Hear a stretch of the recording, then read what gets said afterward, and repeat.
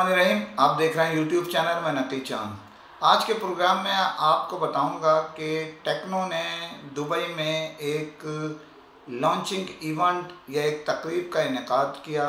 उसमें कौन शरीक हुआ और कौन शरीक नहीं हुआ। दूसरी ख़बर पे आपको आगाही देता चलूं कि एक दुनिया की टॉप ब्रांड, मारूफ ब्रांड की डिस्ट्रीब्यूशन कुछ के लिए रहमत और कुछ के लिए जहमत होने जा रही है। तो चलते हैं अपने टॉप स्टोरी की जानिब।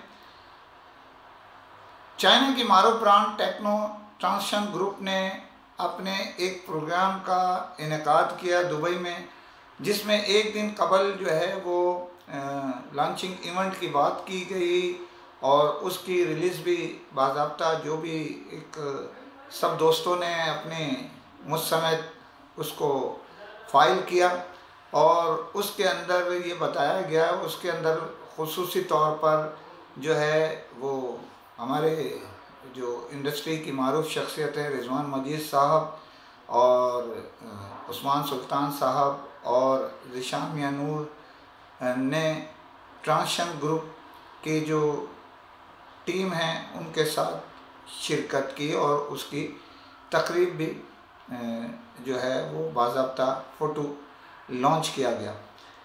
ये एक तकरीब अगले दिन जो है उसका एक प्रोग्राम दिया गया, जिसके अंदर जो है वो यहाँ मैं बताता चलूँ कि उसके अंदर इनोवी टेलीकॉम और एडवांस के मामलात के हिसाब से वो सिर्फ एक तकरीब थी लॉन्चिंग इवेंट की नए टेक्नो के मॉडल्स के हिसाब से।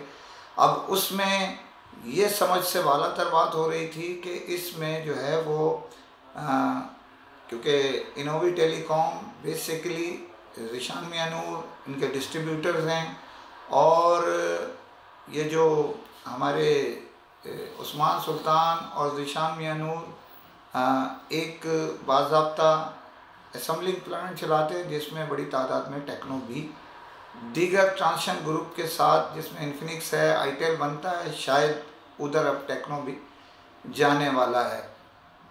एडवांस टेलीकॉम क्योंकि इनके डिस्ट्रीब्यूटर्स हैं, बाज़ाब्ता ऑफिशियल डिस्ट्रीब्यूटर के ऐसे काम कर रहे हैं, तो उनका इनाक़ अगले दिन जो तकरीब मुनक़िद की उसमें उस्मान सुल्तान साहब बेसिकली क्योंकि वो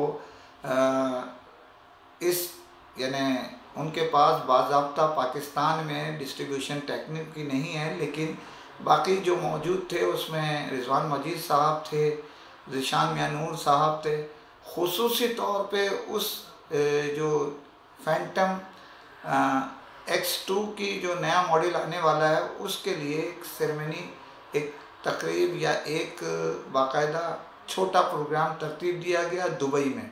तो ये बड़ी एक अजीब सी कहानी थी। दुबई में ये इवेंट किया गया, सिर्फ डिस्ट्रीब्यूटर्स को बुलाया गया और अगर डिस्ट्रीब्यूटर्स को भी बुलाया गया तो ये समझ से बालातर है कि कुछ इन हुए तो कुछ आउट हो गए। मिसाल के तौर पे जो टेक्नो का सबसे बड़ा जो डिस्ट्रीब्यूटर्स के ऐसे काम कर रहे हैं लोग, अब तो मैं इब्तदाई दिनों की बात कर रहा हूँ, सबसे इब्तदाई दिनों में यूनाइटेड मोबाइल ने टेक्नो को कई साल तक वन मैन शो के तौर पे चलाया, उसको उस वक्त सहारा दिया जब वो उस पोजीशन में नहीं था कि वो पूरे पाकिस्तान में कई डिस्ट्रीब्यूटर बना सकता।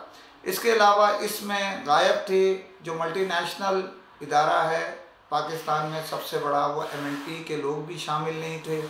इसी तरह इसके अंदर एयरलिंक के मुतालिक मैं आपको बताता चलूँ कि एयरलिंक डिस्ट्रीब्यूटर के हैसियत से तो काम कर रहे हैं, उनके सरबराह मुज़फ़्फ़र पराचा इसकी अपनी टीम की जो सरबराही करते हैं, उन्हें असम्बली प्लांट भी रखने का शर्फ हासिल है जिसमें ट्रांसशन ग्रुप की मोबाइल असम्बल्ड होते हैं।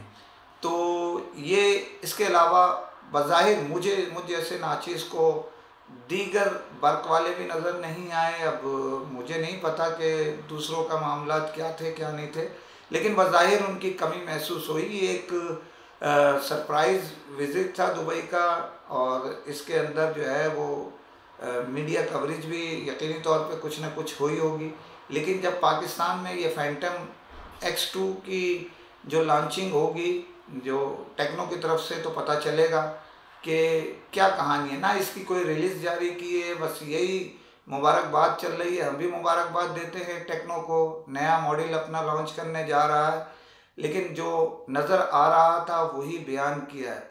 अब देखना ये है, इस प्रोग्राम के हिसाब से तो ये कहना ज़रूरी होता है कि चाइनीज़ ब्रांड की टीम मौजूद, कुछ इन और कुछ आउट नज़र आए। तो चलते हैं दूसरी खबर की जानिब। इससे पहले आपको फिर अपील करता हूं कि चैनल को सब्सक्राइब कीजिए, लाइक कीजिए, शेयर कीजिए, कमेंट ज़रूर करें ताकि आपकी आवाज़ लम्हों में दुनिया भर में पहुंच सके। पाकिस्तान में दुनिया की मारूफ ब्रांड जिसके कई डिस्ट्रीब्यूटर बहरहाल काम कर रहे हैं और इस वक्त सिस्टम बेहतर से बेहतर चलाने की वो भरपूर कोशिश कर रहे हैं, और असेंबल्ड इन पाकिस्तान भी पेश किया जा रहा है और इम्पोर्टेड भी जो आ सकता है वो लाने की कोशिश जारी है।